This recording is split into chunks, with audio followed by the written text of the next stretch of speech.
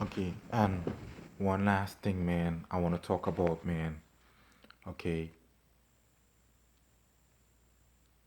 I'm hoping God gives me the approval to say this. I'm thinking for a second. I'm doing it on live camera as I'm recording. Okay, all right. My wife, man, I want to be careful saying this because I don't want to, because she already lost her dad. She lost her grandfather also. The year this started, she lost her grandfather. And now in 2020, she lost her dad. I really, like, call me naive because people will say, like, maybe your wife was cheating on you and so on. I don't know. I know for a fact, I know I cheated. You know what I mean? I don't know if she cheated or not. And really and truly, like, if she cheated, it's not gonna make me. I, I don't. I'm not gonna hate her. You know, because I would say to other people and so on, like, if I walk in and my wife cheating and so on, um, I wouldn't care. But if I did care, if I get angry and stuff, it's only because I'm trying to use trickery so that she could have sex with me. I will use stuff like, oh, so you could smash homeboy. You know what I mean? You could leave the party in the middle of the night and stuff, go smash homeboy, but you can't give me sex. You know what I mean? So I might use psychology to get what I want. You know what I mean? But I, I, God never made me a jealous person. And that's one thing she used to say to me. She said, like, I wish sometimes you could be jealous so that this relationship could work. She just talking all the anger. She didn't really mean that and so on. You know what I mean? Because somewhere I have a couple of videos talking with my wife and so on, and she talking about how somebody with her name. I'm not sure if it's her and stuff, but I think it could probably be her. It says Jill Thorpe, and she said the person said sex is not everything. It's about love. I mean, and that's typically how she would say to it. Like she would say to me, like, relationship is not just about sex. You know what I mean? It's love and spending time and quality time and sitting and showing your care. And I could show my wife I care a billion times. She's gonna overlook it. You know what I mean? She's gonna overlook it like right now. Tonight I took my mom for a drive. I say, Mom, you're gonna see cars with one headlight and so on, right? Okay. I point one out to her. Okay, she saw it, and then she went back into her phone, and then there was many after that, and she didn't see it. You know what I'm saying? So it's kind of like that. You know what I mean? When you don't want to see it, you don't want to see it. Okay? You know what I mean? You know what I'm glad about?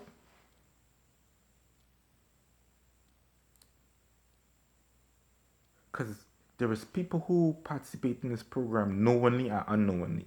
I'm scared for the people who do it knowingly. Right? Um,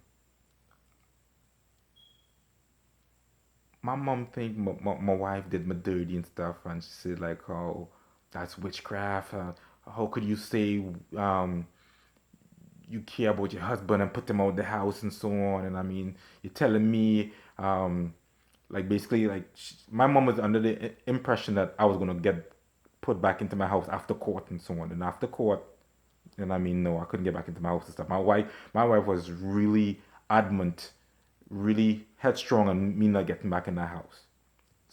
I don't know what, and I mean, I think it's the spirit of iniquity get into her, man, and that's not her. You know what I'm saying? But like, remember now, right?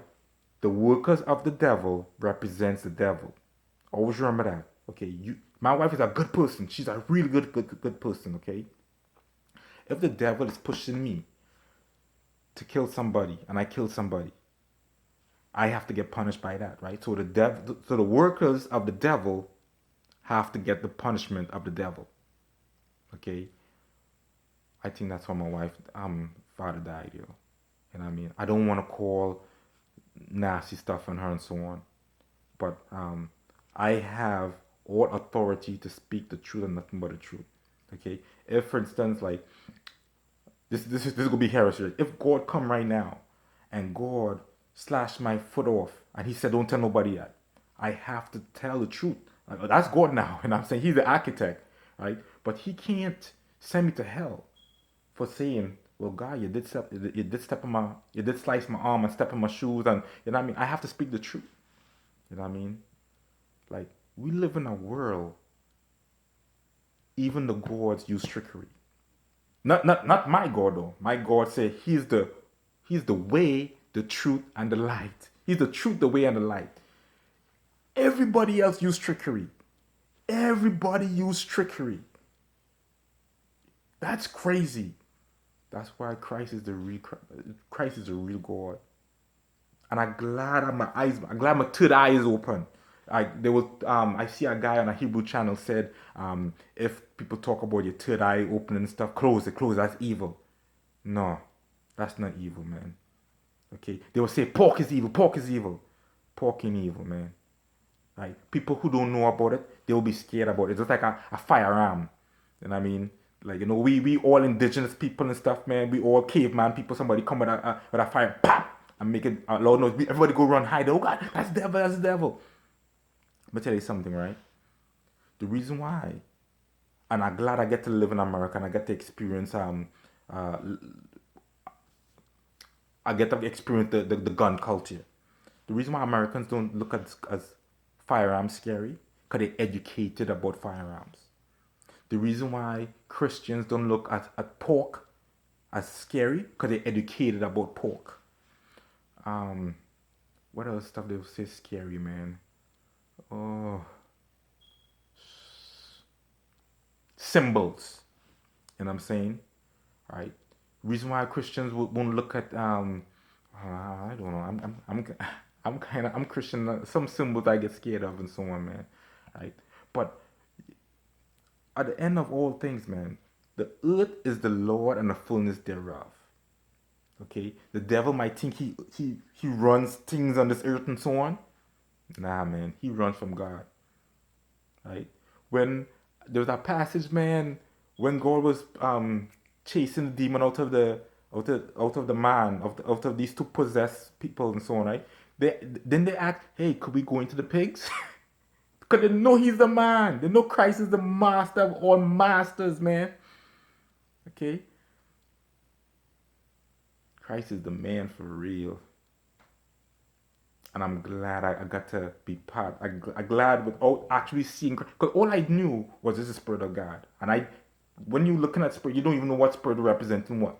You know what I mean? But all I had was a faith of a mustard seed that, like, it has to be Christian, and I went and I back up that Christian train. People gonna criticize me and stuff, man. They'll be like, "Oh, like Mosaic laws talk about swine is the devil, this, that, and the other." You know what, man? If Christ say I could eat it, I could eat it. You know what I mean? If Christ said I can own a firearm, I'm gonna own a firearm. You know what I mean? He never said that though. And I mean, I'm just gonna be cheap. But he did say, like, if you live by the sword, you'll die by the sword. You know what I mean? And so I don't want to live by that and so on. That's why when I got out of the army and stuff, man, I made it known that I don't want no firearms in my house and so on. You know what I mean?